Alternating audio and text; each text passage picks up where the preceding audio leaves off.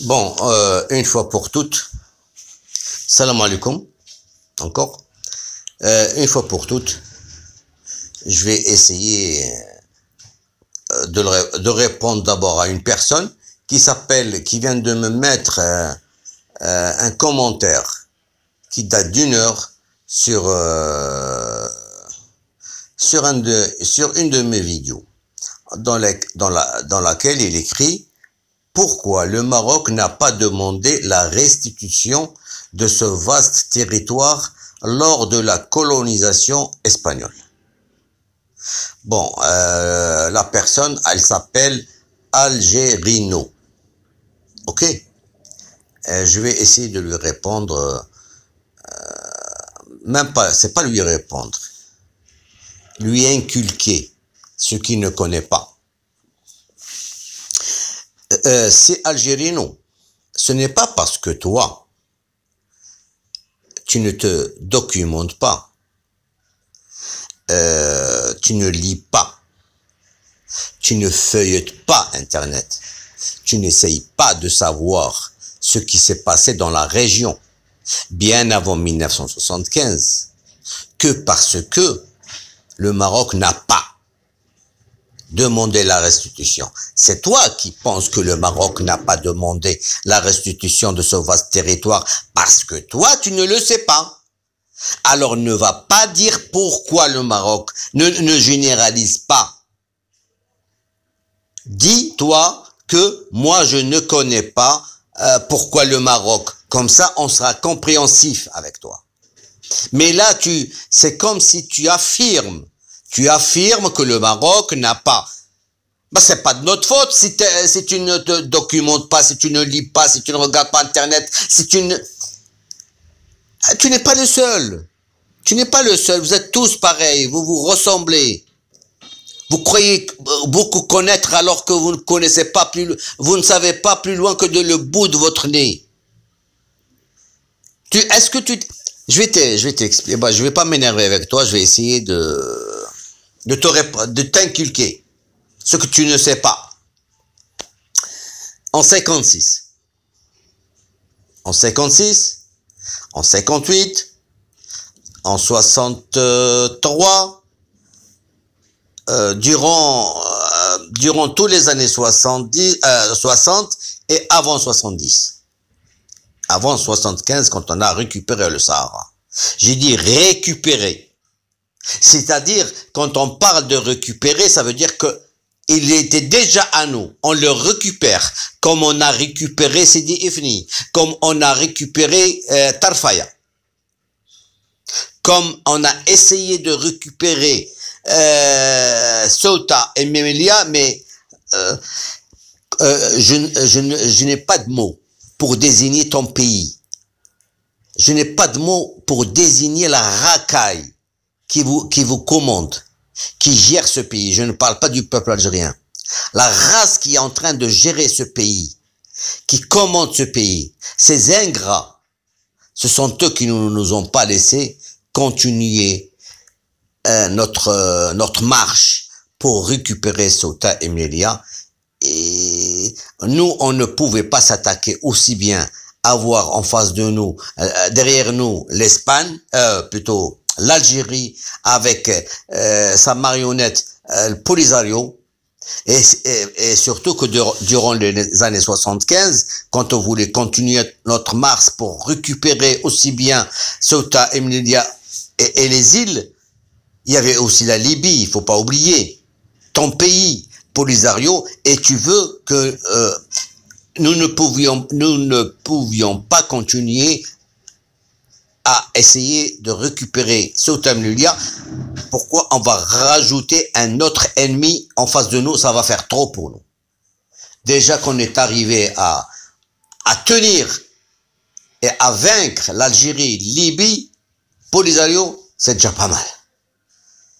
D'ailleurs, il y a même il y a cet ancien ministre algérien qui a dit voilà, qui a dit le Maroc a pris la proie et nous avons pris l'ombre. Voilà. Alors que pour nous, ce n'était pas une proie.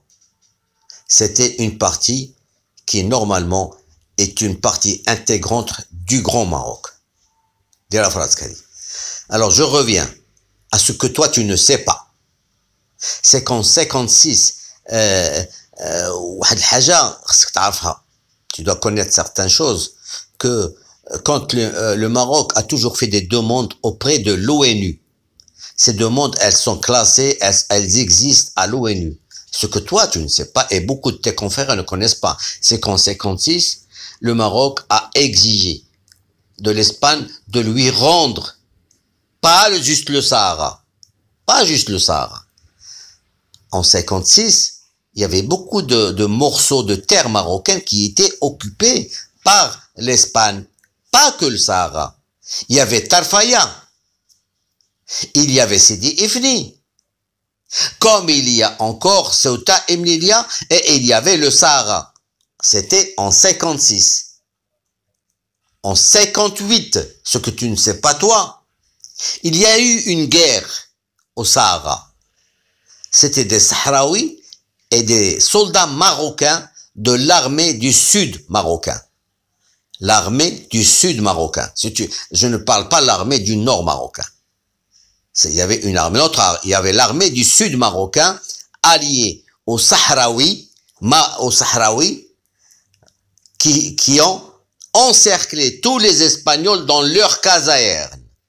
Dans leur caserne, c'est-à-dire que ça y est, les Espagnols, s'ils ne recevaient pas d'aide, ils allaient se rendre aussi bien aux Sahraouis qu'aux Marocains qui les ont aidés. Vous comprenez? Alors, qu'est-ce qui s'est passé en 58? Cette guerre, elle s'appelle l'opération Écouvillon. Comme je dis, il y a des choses que vous ignorez, que vous ne savez pas. Toi, Algérino, va sur Internet et essaye de te documenter sur l'opération Écouvillon. 58, c'est bien avant 75. Tu vois? Donc, des choses que tu ne connais pas. Comment se fait-il que les Marocains sahraouis se sont fait battre dans le Sahara marocain? Parce que, en 58, l'Algérie était encore française. C'était une colonie française. Faut pas oublier. Et que le Maroc, à l'époque, dans les années 58, nous faisons tout pour aider la résistance algérienne dans les années 58, 59, 60, 61, jusqu'à l'indépendance de l'Algérie. On aidait la résistance algérienne pour se débarrasser de la colonie française. Bon, les Français, à l'époque, ils étaient en Algérie. Le gros des troupes, le gros des chars étaient à Tindouf. À Tindouf. C'est à partir de Tindouf que les Français ont envahi le Sahara marocain actuellement avec des chars. Ils ont même utilisé des avions pour bombarder les Maroco-Sahariens. Et comme ça, l'étau s'est desserré autour des casernes où étaient bloqués les Espagnols.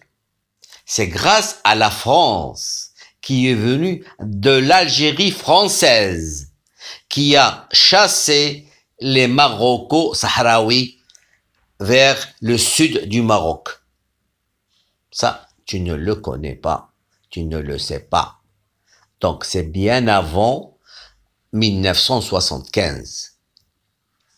Il y a sur Internet, va sur Internet et cherche une vidéo qui fait 1 minute, 2 secondes, 1 minute, 4 secondes environ, d'un discours de feu Mohamed V au Sahara, à Mohamed el-Ghizlan, où il dit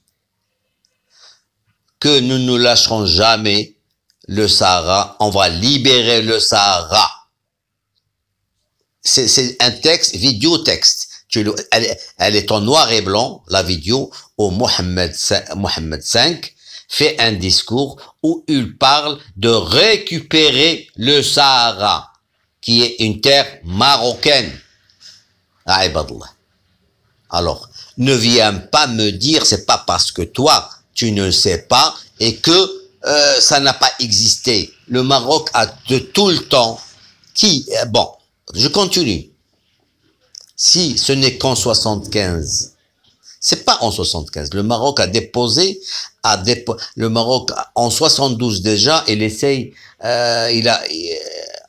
a organisé la conférence islamique de Rabat ou Casablanca, je ne sais pas, au Maroc. Elle s'est passée au Maroc, où nous avions demandé l'appui de tous les pays musulmans pour cette histoire du Sahara, pour récupérer le Sahara.